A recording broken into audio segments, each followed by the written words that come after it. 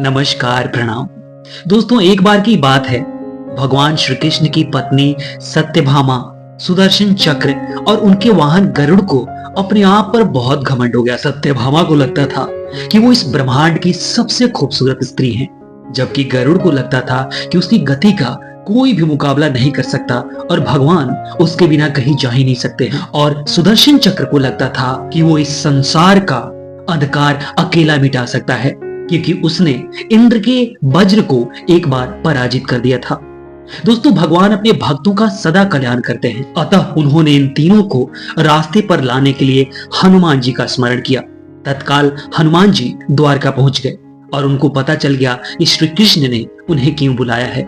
इसलिए सीधे राज दरबार में ना जाकर वो उद्यान में पहुंच गए। वृक्षों पर लगे फल तोड़ने लगे, कुछ खाए कुछ फेंक दिए। वृक्षों को उखाड़ कर फेंका, कुछ तो तोड़ भी डाला। बाग वीरान पड़ गया। फल तोड़ना और फेंक देना हनुमान जी का मकसद नहीं था, वो तो श्री कृष्ण के संकेत से कौतूहल मचा रहे थे। बात श्री कृष्ण तक पहुंची। भगवान ने गरुड़ को बुलाया और कहा, जाओ सेना लेकर जाओ और उस बानर को पकड़ कर लाओ। गरुड़ को अपने आप पर बहुत घमंड था। उन्होंने मुस्कुराते हुए कहा, भगवान, एक बंदर को पकड़ने के लिए सेना की क्या आवश्यकता है? उसके लिए तो मैं अकेला ही काफी हूं। कृष्ण मन ही मन मुस्कुरा दिए, जैसा तुम चाहो गरुड़, लेकिन उसे रोको। गरुड़ उद्यान पहुंचा और हनुमान जी से बोला, चलो श्री कृष्ण तुम्हें बुला रहे हैं। हनुमान जी ने कहा, मैं किसी कृष्ण को नहीं जानता, मैं तो श्री राम का सेवक हूं। जाओ कह दो मैं नहीं आऊंगा। गरुड़ क्रोधित होकर बोला, तुम नहीं चलोगे तो मैं तुम्हें पकड़ कर ले जाऊंगा। हनुमान जी ने कोई उत्तर नहीं दिया। गरुड़ की अनदेखी कर उद्यान में उत्पात मचाते रहे। मजबूरन गरुड़ उनको पकड़ने के पहुंचा। तब हनुमान जी ने अपनी पूंछ बढ़ाई और गरुड़ को दबोच लिया। गरुड़ का घमंड दूर करने के लिए कभी पूंछ को ढीला कर देते तो कभी उसको सांस लेने देते, और जब कसते तो गरुड़ के मानो प्राण ही निकल जाते। हनुमान जी ने सोचा, भगवान का वाहन है, प्रहार भी नहीं कर सकता, लेकिन इसे सबक सिखाना तो आवश्यक है। पूंछ को एक झटका दिया और गरुड़ को दूर समुद्र में फेंक दिया। बड़ी मुश्किल से वो गरुड़ दरबार में पहुंचा। भगवान को बताया, भगवान, वो कोई साधारण वानर नहीं है, मैं उसे पकड़कर नहीं ला सकता। भगवान मुस्कुरा दिए।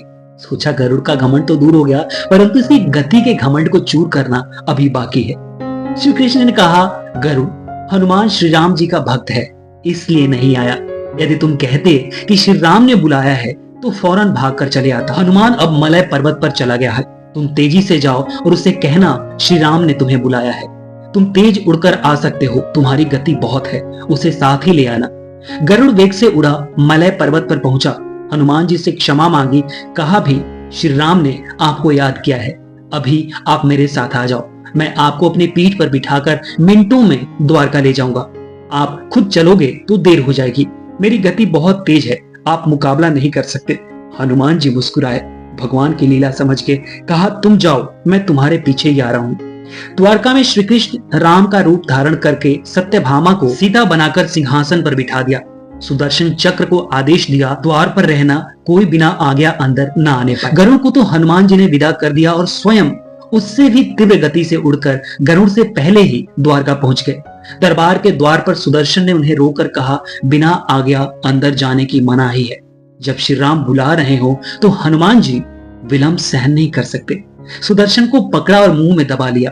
अंदर गए। सिंहासन पर श्री राम और सीता जी बैठे थे। हनुमान जी समझ गए। श्री राम को प्रणाम किया और कहा, प्रभु, आने में देर तो नहीं हुई? साथ ही कहा, प्रभु, माँ कहाँ है और ये आपके पास आज दासी कौन सी बैठी है? सत्यभामा ने सुना तो लज्जित हो गए, क्योंकि उनको लगता था कि वो सीता माता से भी खूबसूरत है। हनुमान कितना कहते ही सत्यभामा वहां से उठकर चली गई। भगवान को समझ आ गया था कि सत्यभामा का घमंड चूर हो चुका है। उसी समय गरुड़ तेज गति से उड़ने के कारण हांफते हुए दरबार में पहुंचा। सांस फूल रही थी, थके हुए थे, और हनुमान जी को दरबार में देखकर वो चकित रह गए। मेरी गति से भी तेज गति से हनुमान जी दरबार में पहुंच गए। लज्जा से पानी पानी हो गए। गरुड़ के बल का तेज गति से उड़ने का घमंड चूर हो गया था। श्री कृष्ण ने पूछा, हनुमान, तुम अंदर कैसे आए? किसी ने रोका नहीं? रोका था भगवान सुदर्शन ने। मैंने सोचा आपके दर्शन में विलंब होगा, इसलिए उनसे उलझा नहीं, उन्हें मैंने अपने मुंह में दबा लिया था। और ये कहकर हनुमान जी ने मुंह से सुदर्शन चक्र को निकालकर प्रभु के चरणों में डाल दिया। दोस्तों, इस प्रकार सुदर्शन चक्र, सत्यभामा और गरुड़ तीनों का घमंड चूर हो चुका था। श्री कृष्ण यही चाहते थे। श्री कृष्ण ने हनुमान जी को गले लगाया, हृदय से हृदय की बात हुई और भारी मन से भगवान ने हनुमान को विदा किया।